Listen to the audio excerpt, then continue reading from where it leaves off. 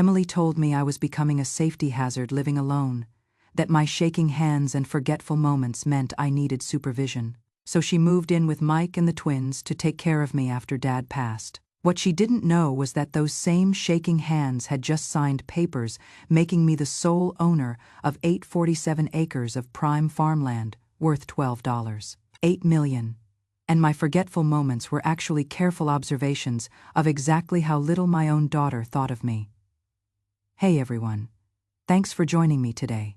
Before we dive into this story, please hit that like button and subscribe for more real-life family drama. And I would love to hear from you in the comments. What is the most important lesson you have learned about setting boundaries with family? Drop your thoughts below. It really helps others going through similar situations. I was wiping down the kitchen counter for the third time that morning when Emily burst through my back door without knocking, dragging 2 suitcases and wearing that determined expression I remembered from her teenage years. "Mom, we need to talk," she announced, setting the bags down with a thud that made my china cabinet rattle. Mike followed behind her, carrying sleeping bags and a box labeled kitchen essentials, like they were moving into a college dorm rather than my home. I set down my dish rag and turned to face them, confused. "What is all this about, honey?" I asked, gesturing toward the luggage. Emily exchanged a quick look with Mike, then sat down at my kitchen table, like she was settling in for a long negotiation. "We have been talking, and we think it is time you had some help around here," she said, her voice taking on that overly patient tone people use when they think you are not quite understanding things properly. "You have been alone for 6 months since Dad died, and yesterday when I called, you said you put salt in your coffee instead of sugar. That is concerning, Mom." I laughed, because it was true, and also because I would been distracted reading a letter from my attorney about mineral rights on the back 40. "I told you. I was reading something important, and wasn't paying attention," I said. Emily shook her head like I would just proven her point. "That is exactly what I mean. You are getting distracted, forgetting things. What if you leave the stove on? What if you fall and no one finds you for days?" Mike nodded along, adding, "We just want to make sure you are safe." Emily pulled out her phone and started scrolling through what looked like a prepared list. "I have already talked to Dr. Henderson about it, and he agrees that having family nearby would be beneficial at your age," she said without looking up. "You talked to my doctor without me?" I asked, feeling a flutter of irritation. She waved her hand dismissively. "He just confirmed what we already suspected. Living alone at 68 isn't safe anymore, especially with your blood pressure medication, and those dizzy spells you mentioned." I hadn't mentioned dizzy spells because I wasn't having any. But I didn't correct her. Instead, I watched as Mike started unpacking their kitchen box, pulling out a coffee maker that was clearly an upgrade from my old percolator. "Where are the twins staying?" I asked, realizing I hadn't seen Emma and Josh come in. Emily's expression brightened like she would been waiting for this question. "That is the other thing. We are going to convert Dad's workshop into a bedroom for them. It will be perfect, and they will love being closer to Grandma." My chest tightened. Dad's workshop was sacred space, filled with his tools and projects, and the smell of wood shavings that still made me feel like he might walk in at any moment. But I could see from the way Emily was talking that this wasn't a request or a suggestion. This was a decision they would already made, and my feelings about it were just an inconvenience to be managed. "I think this is all happening very fast," I said carefully. "Maybe we should discuss it more before making such big changes." Emily stood up and put her hand on my shoulder in a way that felt more patronizing than comforting. "Mom, you don't need to worry about any of the details. We will handle everything. You just focus on staying healthy and safe." Mike was already examining my refrigerator, opening the freezer and shaking his head at what he found inside. "We will need to do some grocery shopping too," he said to Emily. "She has got nothing but frozen dinners and ice cream in here." They weren't wrong about the frozen dinners, but I also had a garden full of vegetables and a chest freezer in the basement, stocked with homemade soup that they apparently hadn't bothered to look for. That night, lying in my own bed, and listening to Emily and Mike talking in low voices in the guest room about bathroom schedules and meal planning, I realized something that made my stomach sink. They weren't here to take care of me. They were here to take care of my house, my space, my life. And somehow, I would become the inconvenience living in the middle of their new arrangement. The changes started small, but came fast. Within a week, Emily had rearranged my entire kitchen, moving things to what she called more logical places, which meant I couldn't find anything without asking. She installed new locks on the front and back doors, giving Mike and herself keys, but telling me the locks were for my safety, and I shouldn't worry about having copies. She emptied Dad's workshop without asking, boxing up 40 years of his tools and projects and donating them to Goodwill while I was at my weekly hair appointment. When I came home to find the workshop cleared out and 2 twin beds set up where Dad's workbench used to be, I felt something crack inside my chest. I found Emily in the kitchen, humming while she organized my spice cabinet. "Where are Dad's things?" I asked, my voice barely steady. She looked up with a bright smile that didn't reach her eyes. "I took care of all that clutter. Mom, you don't need to worry about it anymore. Most of it was just junk anyway, and the kids need their space." Junk, those were his tools, his projects, the rocking horse he was making for Emma, the jewelry box he started for my birthday. Emily's expression shifted to something between pity and impatience. "Mom, those were half-finished projects from years ago. You have been holding on to things that were just taking up space and gathering dust. It is not healthy to live in the past like that." I wanted to scream that those weren't just objects. They were pieces of Dad, memories I could touch and smell and feel connected to. But looking at Emily's face, I realized she genuinely believed she was helping me. And that made it worse somehow. She thought my grief was clutter and my memories were junk, and she was systematically cleaning them away for my own good. That evening, Mike started going through my mail, separating what he called important documents from what he deemed unnecessary. He sat at my kitchen table with piles of papers, occasionally looking up to ask questions like, "Why are you still getting newsletters from the Farm Bureau? And do you really need this insurance information?" I tried to explain that I liked staying informed about local agricultural news and that I understood my insurance policies just fine. But he waved me off with a patronizing smile. "Don't worry about any of this boring stuff. Dorothy, Emily, and I will handle all the paperwork and bills. You just focus on relaxing and enjoying your retirement." When I protested that I was perfectly capable of managing my own affairs, Emily chimed in from the living room where she was rearranging my furniture. "Mom, you have been making little mistakes with dates and numbers lately. We found 3 unopened bills in your purse last week." The bills in my purse were ones I would been reviewing before making payments, but I didn't bother explaining that either. I was beginning to understand that every conversation with them started with the assumption that I was declining, confused, or incapable, and anything I said to the contrary was just evidence of my inability to see my own limitations. 2 weeks after they moved in, I overheard Emily on the phone with someone. Probably her sister Jennifer, who lived in California. She was standing in Dad's old workshop, now the twins' bedroom, speaking in low tones that carried through the thin walls. I wasn't eavesdropping on purpose, but I was in my own bedroom and couldn't help hearing every word.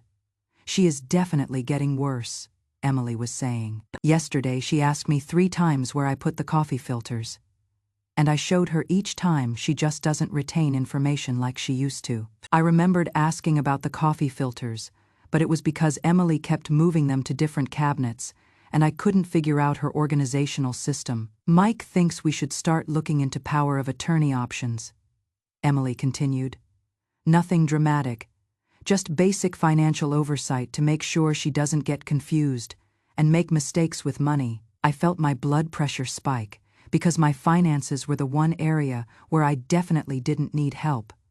But apparently my ability to manage money was another thing they would decided was slipping. The truth was, my mind was sharper than it had been in years. Grief had actually made me more focused, more deliberate about every decision. I would spend the months after Dad's funeral organizing our financial records, updating our wills, and working with attorneys to finalize some property transfers we would been planning for decades. But Emily and Mike saw my careful consideration as confusion, my thoroughness as forgetfulness.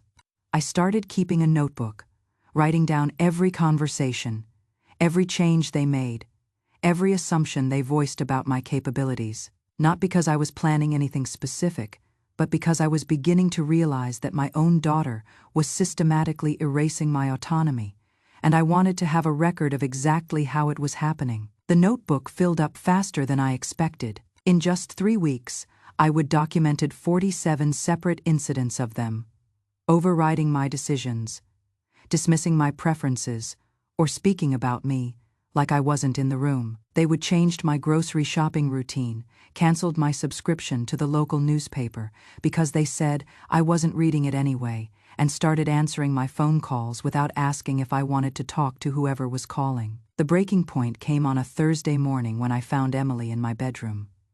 Going through my jewelry box, she had everything spread out on my bedspread, sorting pieces into different piles. I stood in the doorway watching her handle my grandmother's pearls, my wedding ring from my first marriage, the small diamond earrings Dad gave me for our 25th anniversary.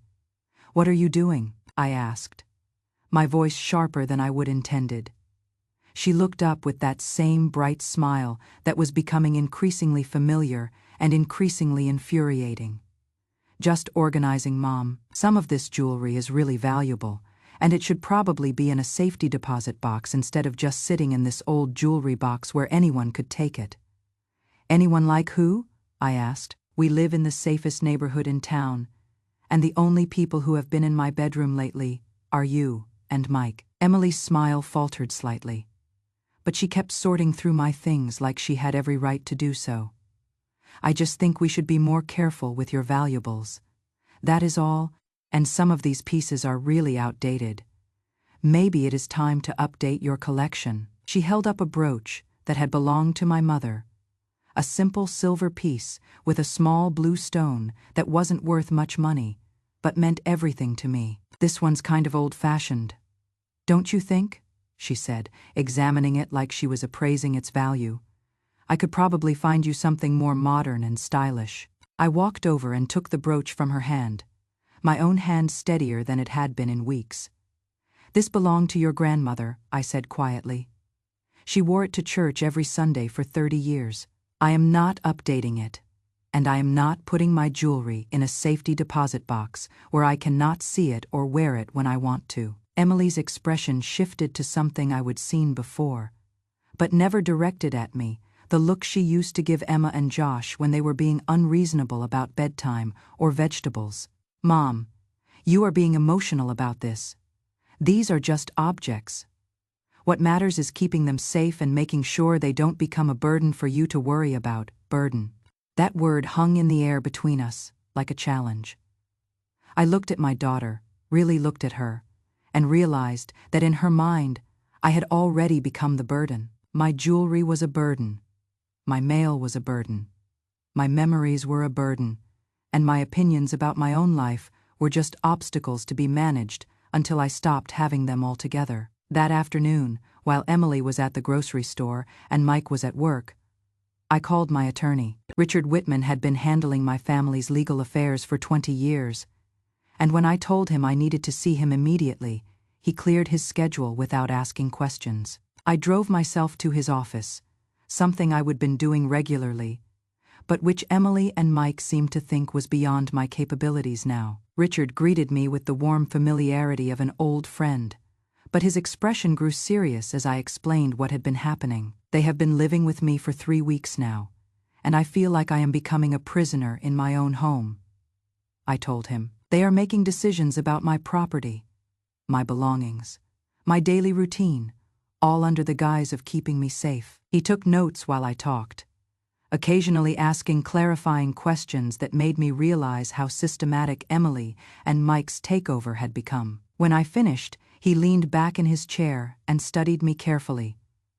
"Dorothy, I need to ask you some direct questions, and I want honest answers. Have you been having memory problems, confusion, or any cognitive issues that might justify their concerns? I thought about it seriously before answering. I have been grieving, which makes me distracted sometimes.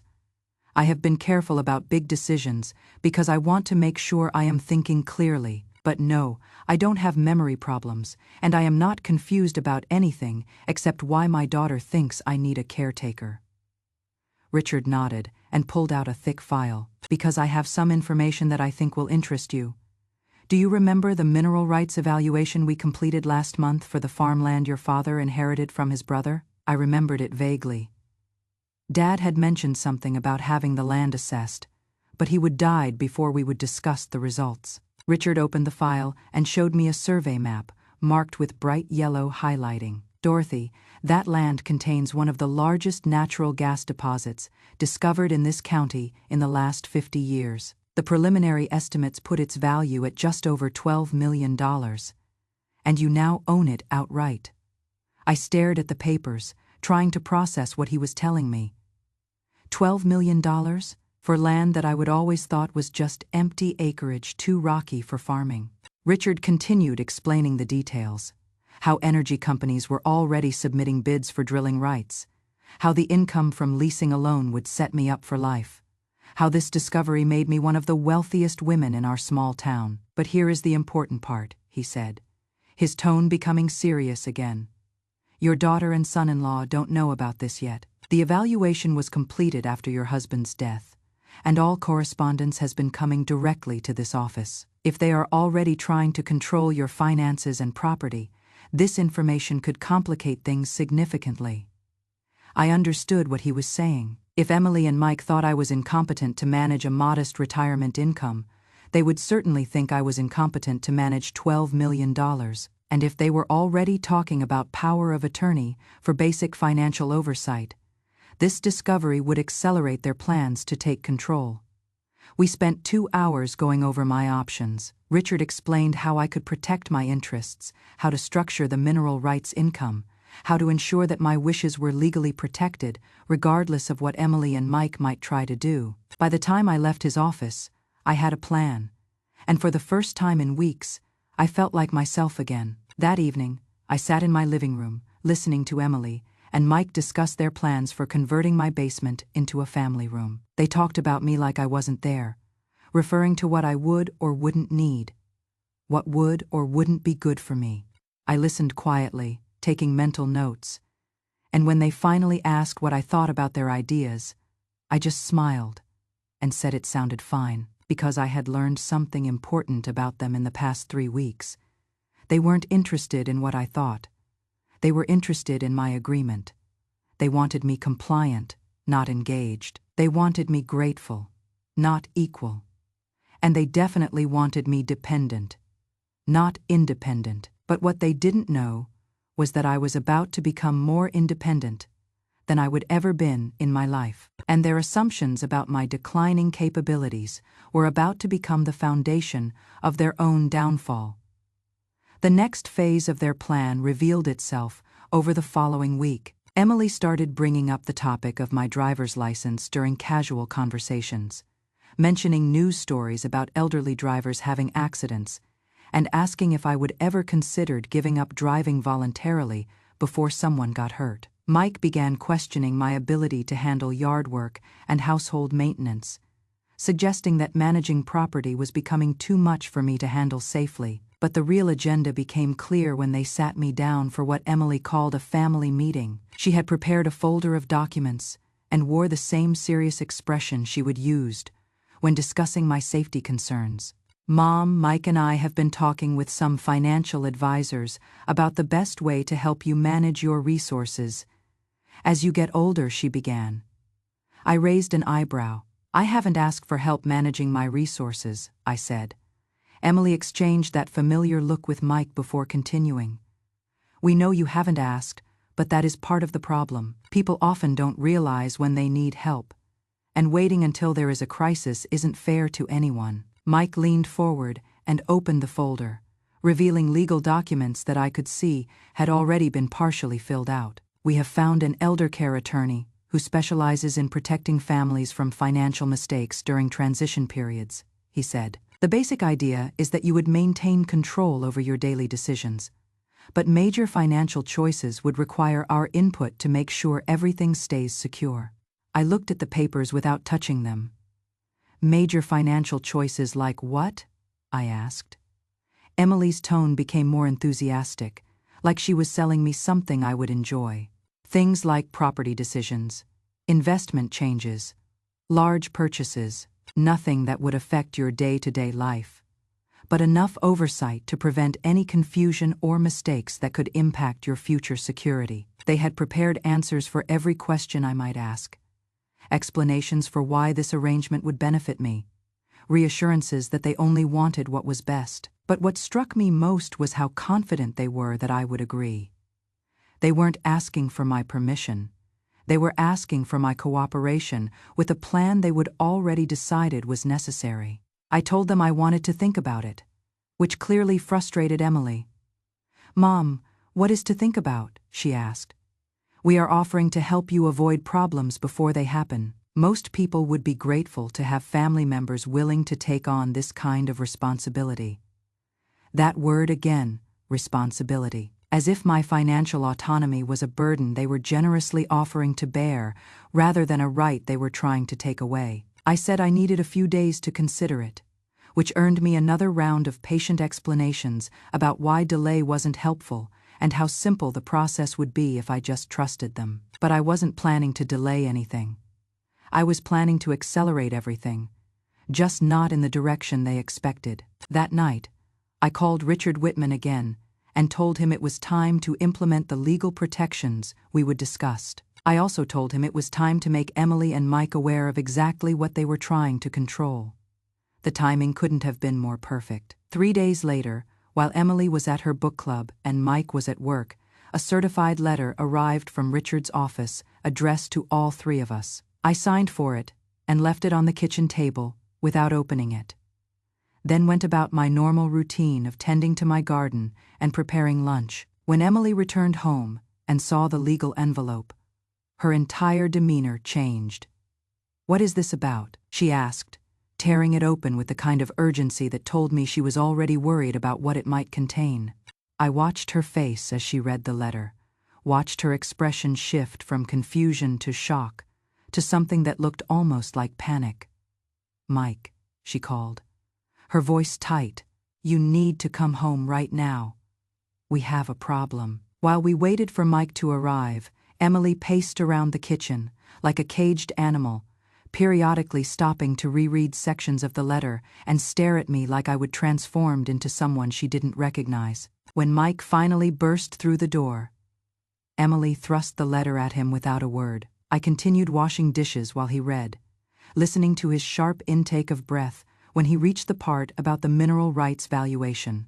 "Holy shit," he whispered, then looked up at me like he was seeing me for the first time. "Dorothy, is this real?" I dried my hands on a dish towel and turned to face them both. "Yes, it is real. The land your father-in-law inherited from his brother contains natural gas deposits worth approximately $12.8 million. I have been working with attorneys for the past month to finalize the ownership transfer and begin lease negotiations with energy companies." Emily sank into a chair, the letter still clutched in her hand. "Why didn't you tell us?" she asked, her voice barely above a whisper. I looked at her steadily. "Tell you what? That I own valuable property." "Why would I need to tell you that?" "Because we are family," Mike said, his tone oscillating between disbelief and something that sounded almost like accusation. "We have been trying to help you, and you have been sitting on information like this. We could have been planning together, making sure everything was handled properly."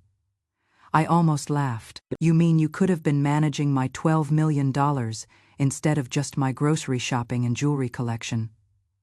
"The letter was very clear about that too, Emily. I have established legal protections to ensure that I maintain complete control over all property and financial decisions. No one else can access, manage, or influence these assets without my explicit written consent." Emily's face had gone pale. "Mom, you cannot be serious. You cannot handle this kind of money by yourself. This is exactly the kind of situation where you need family support and professional oversight. I felt something shift inside me, a calm clarity that I would been missing for weeks. Emily, 3 weeks ago you told me I couldn't be trusted to put sugar in my coffee correctly. Yesterday you said I was too confused to manage my own jewelry. Last week you moved my spice rack without asking, because you decided I couldn't remember where things belonged. Now you think I need your help managing $12 million. She started to respond, but I held up my hand. I am not finished. The same day you moved into my house to keep me safe. I was meeting with attorneys, reviewing geological surveys, and negotiating preliminary agreements with energy executives, while you were organizing my kitchen because you thought I was incompetent.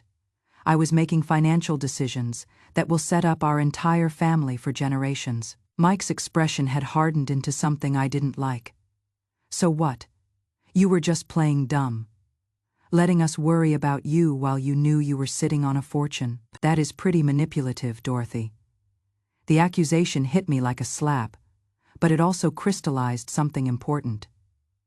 They weren't upset that I would hidden my financial situation from them. They were upset that their assessment of my capabilities had been so completely wrong, and that their plans to control me had just become impossible. I wasn't playing anything, I said quietly. I was grieving my husband, managing complex legal affairs, and trying to figure out why my daughter thought I needed supervision to live in my own home. You decided I was incompetent and moved in to manage my decline. I never asked for your help, your oversight, or your protection. Emily's eyes filled with tears, but I could see anger behind them too. We were trying to take care of you, she said. We gave up our privacy, our space, our routine because we thought you needed us. I felt a pang of something that might have been guilt, but it was overwhelmed by a much stronger feeling of betrayal. You gave up your space? I asked. This is my house, Emily.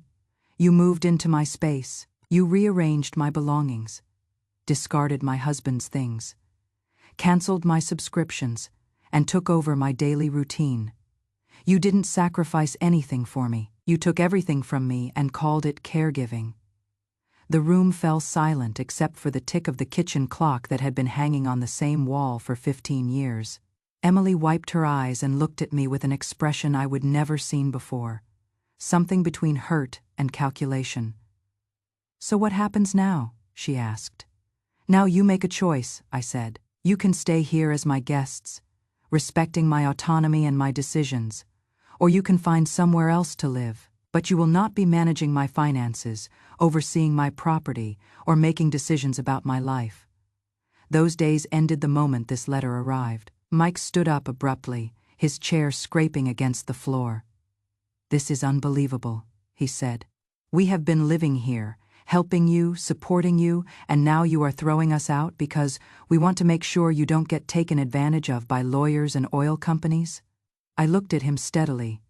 Mike, you have been living here for 3 weeks. In that time, you have made it clear that you think I am incompetent to manage my own mail, my own kitchen, my own schedule, and my own belongings. Now you want me to believe that your concerns are really about protecting me from exploitation by professionals? He started to argue, but I continued. The lawyers and oil companies are offering me detailed contracts, independent evaluations, and transparent fee structures. They are treating me like a competent adult who can make informed decisions. You have been treating me like a confused child who cannot be trusted with coffee filters. Emily was crying now, but her tears felt manipulative rather than genuine. I don't understand how this got so messed up, she said. We just wanted to help. We love you, Mom. I felt my heart soften slightly, because I did believe she loved me. But I also understood something crucial about the difference between love and respect. I love you too, Emily, I said. But love without respect isn't enough anymore. You have spent 3 weeks demonstrating that you don't trust my judgment, don't value my opinions, and don't believe I am capable of managing my own life. That is not love, that is control disguised as concern. They ask for time to process everything. Time to figure out their next steps, Time to understand how things had changed so dramatically. I gave them a week to decide what they wanted to do. But I also made it clear that the conversation about my finances was over. I would be working with my attorneys and financial advisors to manage the mineral rights income, and their input was neither needed nor welcome. Over the next few days, I watched them struggle with the reality that their plans had been completely derailed. They would moved in expecting to gradually take control of my affairs, and had instead discovered that my affairs were more complex and valuable than they would ever imagined. More importantly, they would discover that I was more competent and independent than they would assumed. Emily tried a few more times to convince me that I needed their help, focusing on the complexity of managing such a large amount of money and the potential for making costly mistakes. But her arguments felt hollow now that we all knew I would been successfully handling complex financial matters, while she was worried about my ability to organize spice racks. Mike's approach was different. He started treating me with a kind of forced respect that felt almost worse than his previous condescension. He asked careful questions about my plans, offered suggestions about investment strategies, and spoke to me like I was a business partner rather than a family member. It was clear he was trying to position himself as a valuable advisor rather than a concerned caretaker.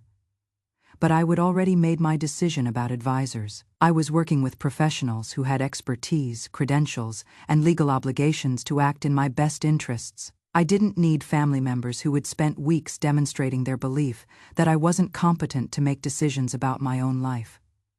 At the end of the week, Emily came to me with a proposal. She and Mike would move back to their apartment, but they wanted to stay involved in helping me manage the windfall. They suggested family meetings to discuss major decisions, regular check-ins to make sure I wasn't being pressured by outside parties, and shared oversight of investment choices to ensure I didn't make emotional decisions that I might regret later. It was a more sophisticated version of the same assumption that had gotten us into this situation, that I needed their protection from my own poor judgment. I thanked her for the offer and declined it politely but firmly.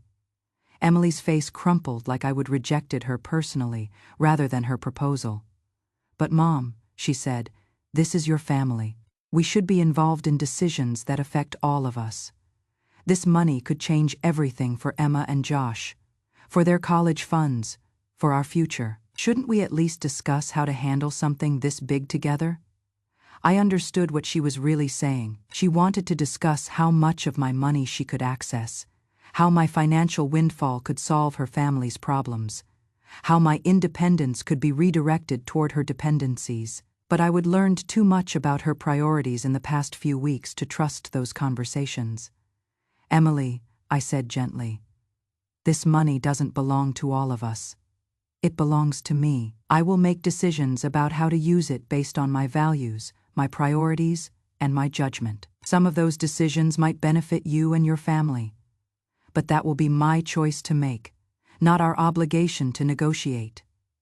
She left 2 days later, and the house felt different immediately. Quieter, but not empty.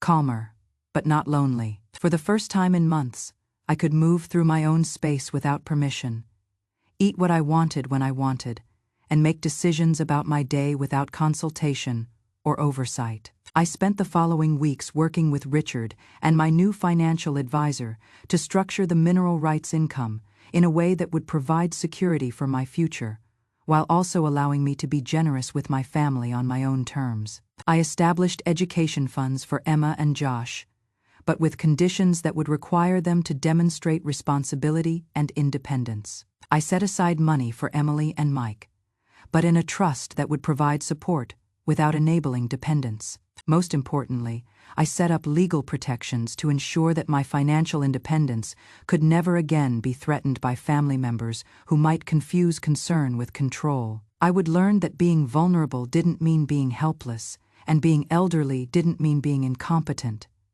2 months later, Emily called to apologize. She said she had been thinking about everything that had happened and realized that she would overstepped boundaries out of love, but without respect. She asked if we could start over, with her treating me like the competent adult I would always been rather than the declining patient she would assumed I was becoming. I appreciated the apology, and I believed it was sincere. but I also understood that our relationship had been fundamentally changed by those 3 weeks when she would lived in my house and treated me like a burden to be managed. Trust, once broken, doesn't heal just because someone acknowledges the break.